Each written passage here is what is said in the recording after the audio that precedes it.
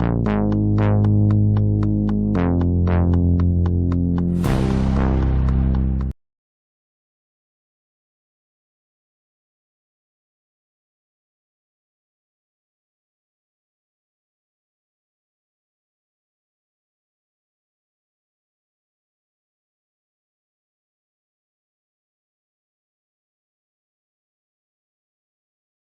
evening, guys. It's KB5 MIQ Big Boy.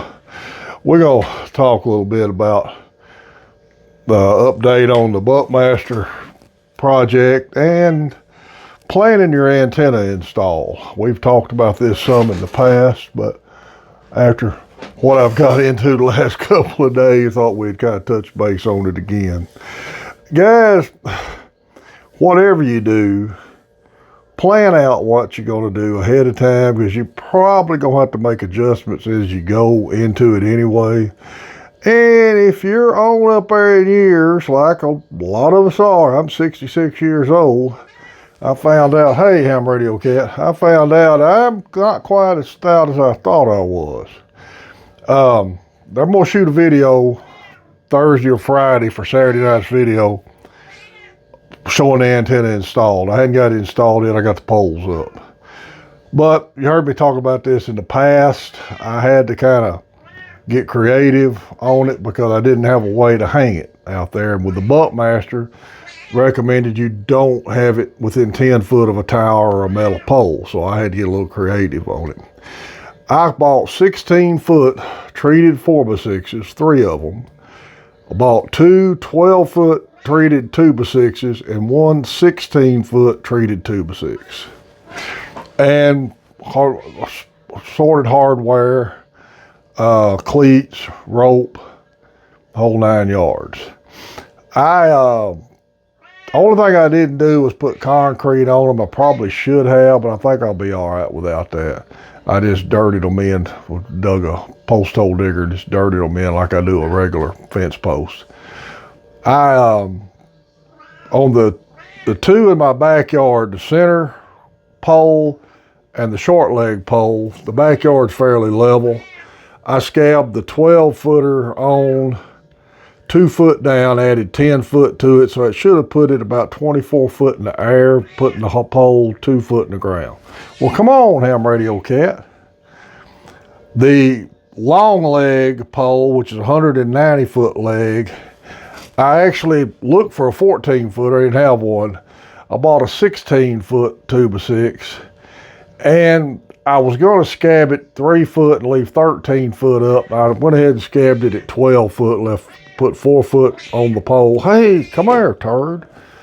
And got added 12 foot to the top of the 4x6 because my area dropped off real low because I had to put it out in the pasture. And I didn't want anything with guy wires on it because I got tractors running around, I got cows out there, so I had to be real careful on that. I followed Kent's advice and I wrapped the bottom of the pole in barbed wire. Kind of maybe keep the cows from rubbing on it.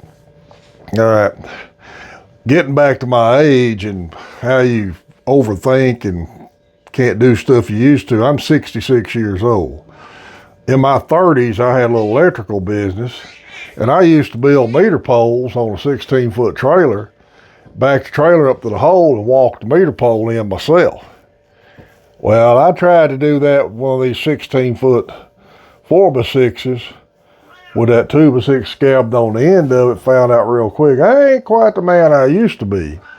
So I had to get my front end loader. Redneck with a front end loader ain't much we can't accomplish. So I put one up yesterday, kind of got my routine down with the front end loader, and put the other 2 up today, and it worked real good. You just had to take your time with it, didn't drop anything, didn't break anything. So I hope this works out, and I'll shoot some real good video on it when I get them up Thursday or Friday. That'll be in Saturday night's video, and we'll shoot some video operating them too.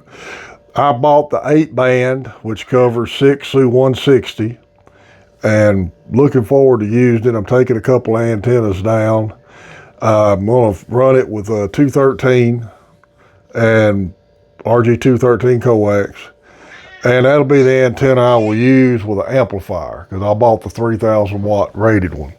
And got a heck of a deal on it. The MTC had their 45% off sale during the moving sale, plus I got a coupon code, so I got a really good deal on it. But I think I spent all I saved on it in material to put it in the air, which still I'm still about what the antenna costs if you didn't get it on sale. So I'm looking forward to it. Tim, KI5TKY, runs one of these. He likes it, and I'm really looking forward to getting this up and trying it out. Like I say, we'll have a good video on it. But guys, plan out your antenna install or maintenance, but don't just run anything half-cocked. And don't plan this out where you got to rush. If you get tired, stop. I do. I did. I stopped, got me some Gatorade, sat on the back porch about 20 minutes, drank some Gatorade, cooled off, went back at it. You're not on the clock to do this, okay? Planning ahead of time is something I learned in the military, even though most time the plan goes to crap the minute the operation starts. But if you plan ahead of time on your antenna install, you'll have better results and less chance of you getting injured. Because none of us want to get hurt, especially all of us that ain't as young as we once was. So plan that out accordingly. Now, y'all heard me in the past, I'm not a diehard contester. I'm not a contester, period. Not a diehard DXer. I love the Chase DX, but it's a hobby. I just like to get on the air and make a few contacts when I have time and enjoy the hobby. Like I've said before, if I hear somebody calling CQ 3 times and I may have that state or that country, I'm still going to answer them. I'm not going to ignore them because I don't need them anymore.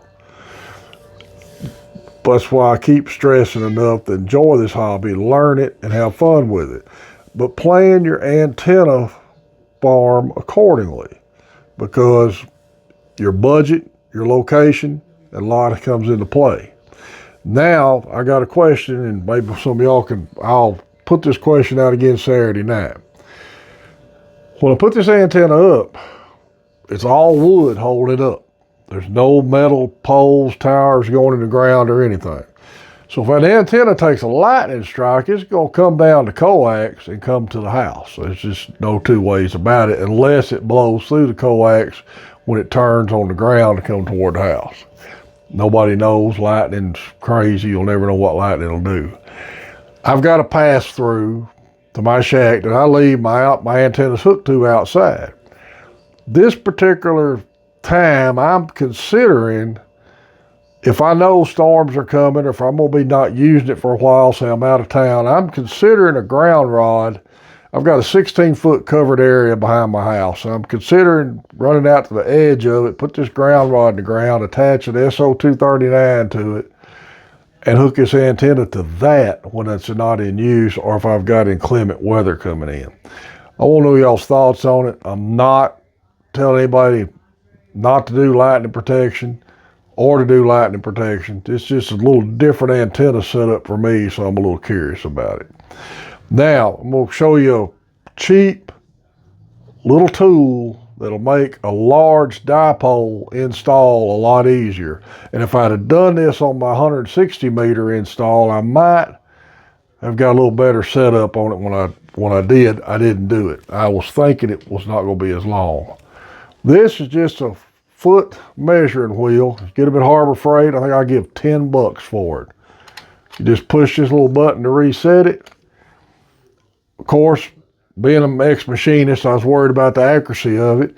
When I first put the poles up, I staked the backyard poles out earlier in the week and measured it with a 100-foot tape measure, because I got a 90-foot leg and a 190-foot leg.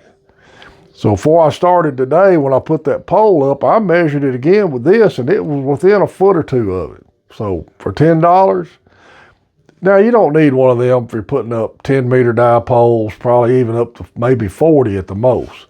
But if you're going to do an 80 or 160, those are long dipoles, especially a 160. And if you got a good idea how far you got to go to begin with, that's a good cheap way to measure it out and see how it comes out. So when I put my 160 up several years ago, I had to really modify how I put it up, and it worked. It really worked. Got an understanding wife, because most wives wouldn't have put up with the way I had it attached. It actually, I thought I'd keep it all behind the house. It actually come all the way to the front yard before I got it secured. So this Buckmaster is going to be strictly broadside east and west. I've got the center pole and the short leg pole in my backyard. And the only pole that's going to be out in the pasture is the 190-foot leg. And I also had to make sure I had it high enough off the ground that I could get tractors under it, because I have to go through there with tractors feeding cows, bush hogging, and the like. I've got it pretty close where it's going to be in a flat top configuration. The long leg may drop a hair just because I couldn't judge how far the ground dropped, because it dropped pretty good, but adding that extra couple of feet made a big difference, and I think I'm optimistic that it'll work all right. Well, guys, everything here we're running, getting back to normal. I appreciate all the comments, prayers, emails about losing Dad, and we're all getting around there and getting lives back in order, getting the house cleared out, and getting that ready to sell. So we've got all that under control, and I'm trying to get back to doing some things that I had put off, because he broke his hip back in the summer, and I haven't been able to do a whole lot until now. But thanks again, guys. I really appreciate all y'all's comments, and can't thank y'all enough. Guys, remember Main Trading Company in Paris, Texas. They've got all kinds of used gear up there. And Richard comes up with all kinds of stuff he trades for. I noticed he had a top section for Ron 45. Worth the money if somebody come get it today. Always sign up for Richard's email list, and you'll get a weekly or bi-weekly email from him. It'll show coupon codes, any sales they got going on, and check their website for the new and used gear, because his used gear updates constantly.